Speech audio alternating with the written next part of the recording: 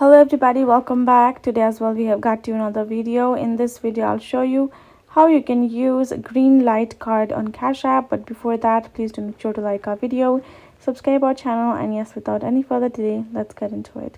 So for that, simply go ahead, first open up your particular Cash App app on your phone. Make sure you're signed in as well. Now go ahead, tap on this profile icon on top right corner. Then from over here you will find this kind of interface including all of the information. And then from the options, go ahead, choose this option of linked banks. Then from over here, go ahead, choose this option of link credit card or debit card option.